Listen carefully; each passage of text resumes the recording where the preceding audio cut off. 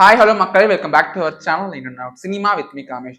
இன்னைக்கு நம்ம சேனலோட சூப்பரான படத்தோட அப்டேட்டோட தான் வந்திருக்கேன். அது என்ன படம்னு பாத்தீங்கன்னா தக் லைஃப். இப்போ ரீசென்ட் டைம்ல சோஷியல் மீடியாவில் ரொம்ப வைரலா போயிட்டு இருக்க படம் அப்படின்னு பேசப்பட்டு வர படம் பாத்தீங்கன்னா தக் லைஃப்னு சொல்லலாம். பிகாஸ் தக் லைஃப்ல பாத்தீங்கன்னா பெரிய பெரிய லீட் வந்து நடிச்சிட்டு இருக்காங்க, பெரிய பெரிய ஆக்டர்ஸும் நடிச்சிட்டு இருக்காங்க. ஸோ இந்த படத்தோட கதையும் பாத்தீங்கன்னா அவ்வளோ டிஃப்ரெண்டான ஒரு த்ரில்லர் பேஸ்ட் படமா இருக்கும் அப்படின்னு சொல்லிட்டு எக்ஸ்பெக்ட் பண்ணப்படுது. சரி, ஓகேடா, இதுலனா மெயின் அப்படின்னு பாத்தீங்கன்னா நம்மளோட எஸ்டிஆர் வந்து படத்துல நடிக்கிறான்னு சொல்லிட்டு முன்னாடி தெரியும். எஸ்டிஆர் ஃபேன்ஸ்லாம் வந்து அவ்வளோ ஹாப்பியா இருக்காங்க. லைக் எஸ்டிஆர் வந்து இந்த மாதிரி படத்துல வந்து நடிக்கிறாருன்னு சொல்லிட்டு. பிகாஸ் இவ்வளவு பெரிய ஒரு கேஸ்ட் அண்ட் க்ரூ இருக்க படத்துல எஸ்டிஆரும் ஒரு லீட் ரோல் பண்றாரு. அண்ட் ஆல்சோ பாத்தீங்கன்னா எஸ்டிஆரோட லுக்ஸ்லாம் வந்து பாத்தீங்கன்னா அவ்வளவு நல்லா இருந்துச்சு. அவரோட நிறைய ஹேர்லாம் வளர்த்து அவரோட கொஞ்சம் ரொம்ப நல்லா உடம்பு கொஞ்சம் வந்து ஃபிட்னஸ் ஆகிற மாதிரி இருக்காரு. இந்த மாதிரி லுக்லாம் வச்சு எஸ்டிஆரோட அந்த போர்ஷன் எல்லாமே வந்து செம்மையா இருந்துச்சு.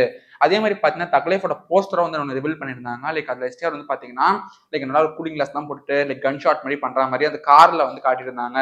அந்த போஸ்டர் பார்க்கவே வந்து அவ்வளவு நல்லா இருந்துச்சுன்னு சொல்லலாம். ஸோ இந்த போஸ்ட் ரிலீஸ் ஆனதுன்னு பார்த்தீங்கன்னா படத்தோட ஹைப்பும் வந்து அதிகமாச்சு. எஸ்பெஷலி லைக் எஸ்டிஆரோட போர்ஷனுக்காக.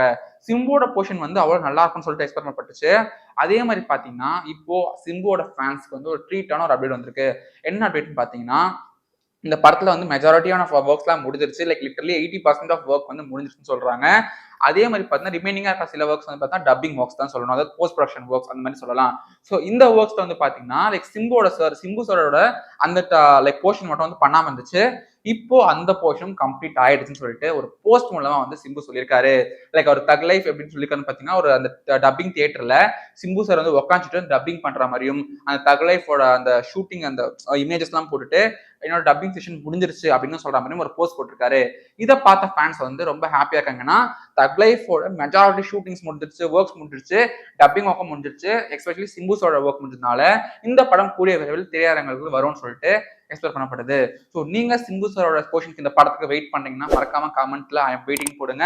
இந்த மாதிரி சொல்லுங்க அப்டேட் உங்களுக்கு உடனே வரணும்னா என்ன சினிமா சப்ஸ்கிரைப் பண்ணுங்க, மறக்காம அந்த பெல் பிரஸ் பண்ணிடுங்க.